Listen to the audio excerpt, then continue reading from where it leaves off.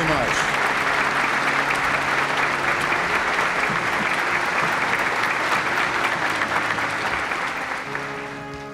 Mr. President, General, the distinguished guests here with us today, my fellow citizens.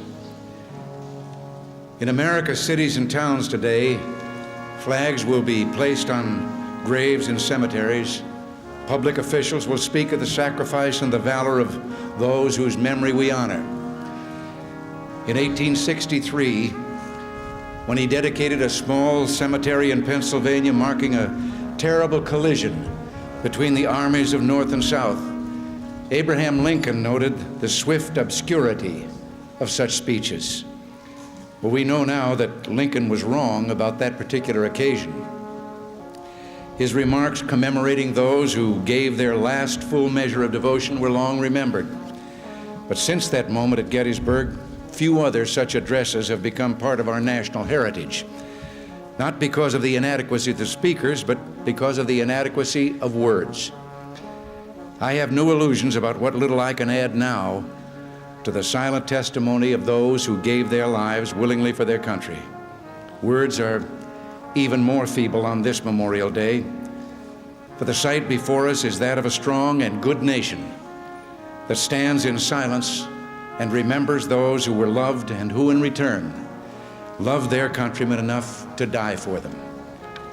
Yet we must try to honor them, not for their sakes alone, but for our own. And if words cannot repay the debt we owe these men, surely with our actions, we must strive to keep faith with them and with a vision that led them to battle and a final sacrifice.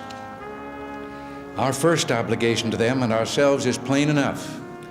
The United States and the freedom for which it stands, the freedom for which they died, must endure and prosper. Remind us that freedom is not bought cheaply. It has a cost. It imposes a burden. And just as they whom we commemorate were willing to sacrifice, so too must we, in a less final, less heroic way, be willing to give of ourselves. It is this, beyond the controversy and the congressional debate, beyond the blizzard of budget numbers and the complexity of modern weapons systems, that motivates us in our search for security and peace. War will not come again. Other young men will not have to die if we will speak honestly of the dangers that confront us and remain strong enough to meet those dangers. It's not just strength or courage that we need, but understanding and a measure of wisdom as well. We must understand enough about our world to see the value of our alliances. We must be wise enough about ourselves to listen to our allies, to work with them, to build and strengthen the bonds between us. Our understanding must also extend to potential adversaries. We must strive to speak of them not belligerently, but firmly and frankly. And that's why we must never fail to note, as frequently as necessary, the wide gulf between our codes of morality. And that's why we must never hesitate to acknowledge the irrefutable difference between our view of man as master of the state and their view of man as servant of the state. Nor must we ever underestimate the seriousness of their aspirations to global expansion. The risk is the very freedom that has been so dearly won. It is this honesty of mind that can open paths to peace, that can lead to fruitful negotiation, that can build a foundation upon which treaties between our nations can stand and last, treaties that can someday bring about a reduction in the terrible arms of destruction, arms that threaten us with war even more terrible than those that have taken the lives of the Americans we honor today. In the quest for peace, the United States has proposed to the Soviet Union that we reduce the threat of nuclear weapons by negotiating a stable balance at far lower levels of strategic forces.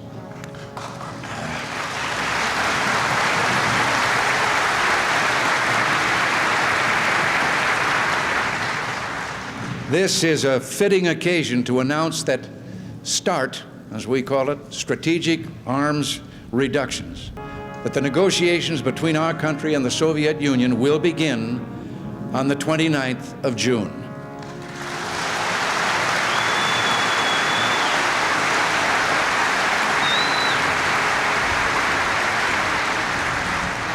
As for existing strategic arms agreements, we will refrain from actions which undercut them so long as the Soviet Union shows equal restraint.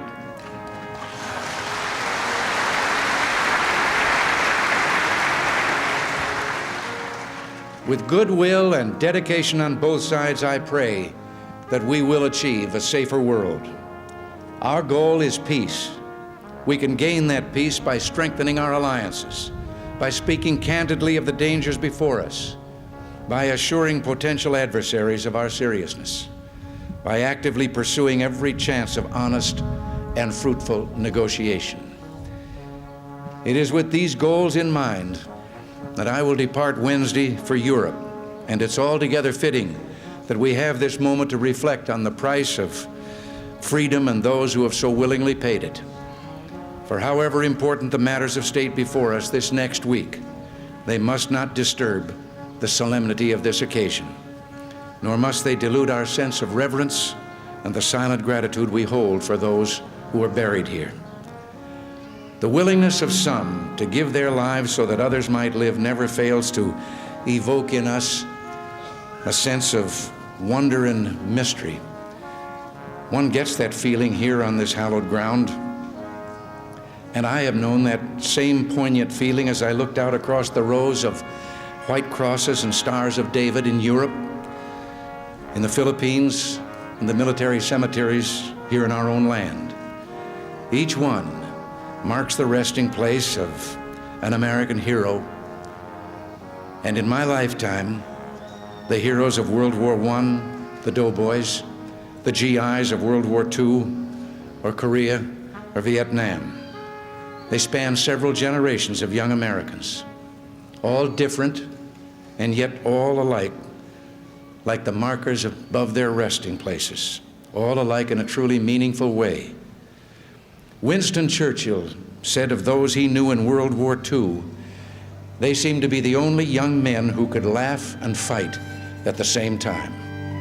A great general in that war called them our secret weapon, just the best darn kids in the world.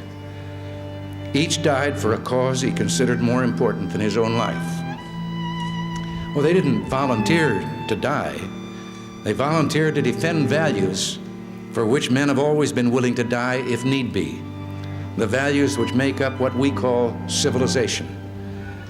And how they must have wished, in all the ugliness that war brings, that no other generation of young men to follow would have to undergo that same experience. As we honor their memory today, let us pledge that their lives, their sacrifices, their valor shall be justified and remembered for as long as God gives life to this nation.